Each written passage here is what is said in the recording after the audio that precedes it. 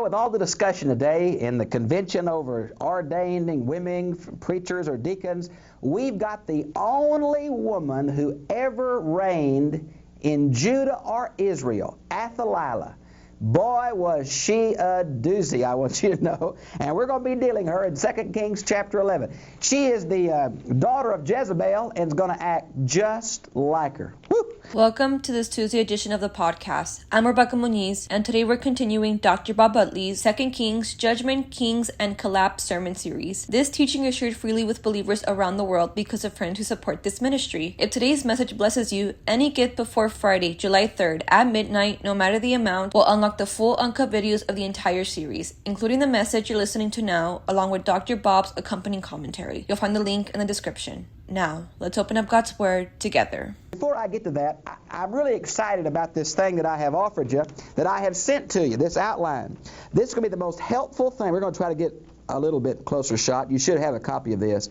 This is an outline of all the major events, of all the major dates, of the prophets, where they fit and whose reign and what's life. The enemies that Israel had at every period. On the back is post-exilic prophets. I think this is going to be really helpful to you. Now, this is a combination of a 60-foot chart that I did on butcher paper. And so it's a little confusing. You're going to take a minute to have to look at. The first page has, the top is one part of the outline, the second part's the continuation of the date line, the back is the third part. It's the only way I could get it on legal-sized paper for you. I think it's really going to clear up a lot of the uncertainty about all these kings, because there's one man in Judah by one name, the same guy in Israel, and they're flipping and flopping, and it's just hard to follow. This will help. Now, to study 2 Kings 11, you must read 2 Chronicles 23. The fuller account is 2 Chronicles 23, or at least it adds some details that the writer of Kings doesn't add. So you need to really read 2 Chronicles 23. Now let's think together. In chapter 9, we were in Israel. But in chapter 11, we're in Judah. And that's what's so difficult. You've got to keep in mind, the author is flip-flopping from Israel to Judah. And so chapter 11 is Judah, all right? Now we're really picking up on what happened after the king was killed, Ahaziah. And you look at that in verse 1, chapter 11, verse 1. When Athaliah, the mother of Ahaziah, saw that her son was dead. Now if you go back to chapter 9, verse 27 and 28, that's what we're talking about. Now, Athaliah was Ahab's and Jezebel's daughter. Now, her name means Yahweh is exalted. Now, isn't that strange? It seems that Ahab, if you've read much about his life, still had a peripheral commitment to Yahwehism, even though Jezebel was pushing Baalism. So he named one of his daughters after the covenant name for God. Her name may have been Yahwistic, but her attitude was Jezebel, I want you to know. And so she's the mother, and her son was king. Saw that her son was dead. She arose and destroyed all the royal offspring. My goodness, this lady killed all of her relatives. Now, the reason she did that is, these were all of the descendants of David that she's trying to wipe out. She knows she's going to lose her place of power. She's not going to be queen mother. And it's either act now decisively or just leave power. Boy, she acts decisively. Now, there wasn't a whole lot of David's descendants left, because Jehoram, who was her husband, had killed many of his own brothers already. Look at 2 Chronicles 21, 1 through 4. He had all his brothers killed when he ascended the throne. Now, the other thing is, a lot of these Davidic descendants were killed by an Arab raid that God engineered in 2 Chronicles 21, 16 and 17. So there were not many descendants of David left around. But all that there were, Athaliah went after. And she wanted them dead. Now, Jehoshaphat, and the name in Chronicles is Jehoshabath, but anyway, Jehoshaphat. Now she is Josiah's, that's going to be the king, that's going to be little boy, 1 year old, Joash. She's going to take Joash and hide him. Now she is Joash's aunt, okay? She was Jehoram's sister. It sound confusing? It sounds like a family tree, doesn't it? That's exactly what it is.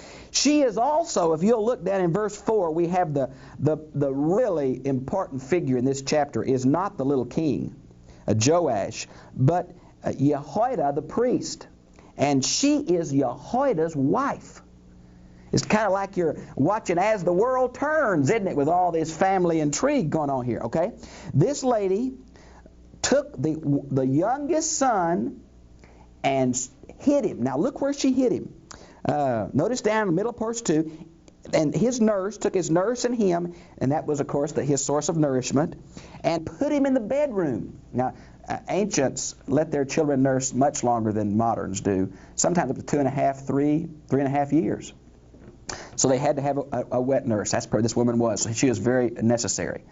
And it says in the bedroom. Now, when I think that, I'd think they must have hid him under the bed, but this is the special chamber in Oriental palaces where all the bed linen was stored, like the winter bed linen was stored and the summer bed linen and extra bed linen for guests. So it was like a huge room full of mattresses. Well, that's where this young 1-year-old boy was initially hidden from Athaliah's wrath. And well, it wasn't really wrath, it was just her intrigue and wanting to stay in power. Okay? So he was hid with her in the house of the Lord 6 years. Now, her husband was the high priest.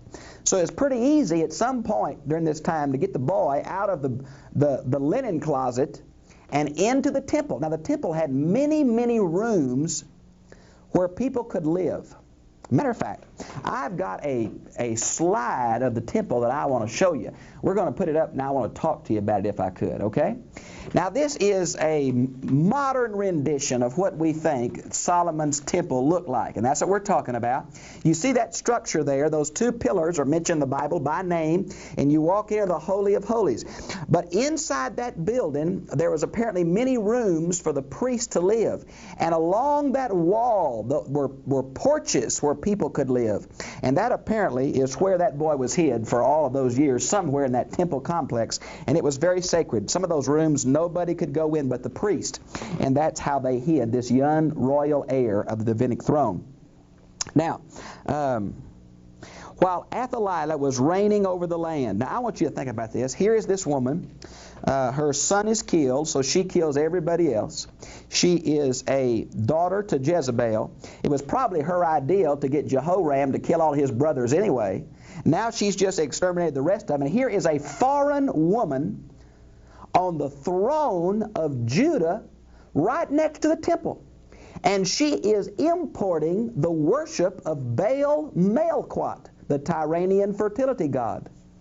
It goes so far that over in chapter 11, a little bit later in verse 18, they even built a temple to Baal in or near Jerusalem. They even set up a priesthood, and there was a high priest of Baal just like there was a high priest of Yahweh. Friends, you can't imagine how bad the amalgamation and eclectic approach to religion was in the 6 years that Athaliah reigned in Judah. Now, it seems like she's never mentioned the reign of kings in other parts. No one ever considered that she was actually a true monarch. But friends, she reigned over Judah 6 long, idolatrous years. Boy. Now, then in verse 4. Now in the 7th year, Jehoiada, he's the high priest, we learn from verse 9, sent and brought the captains of the 100.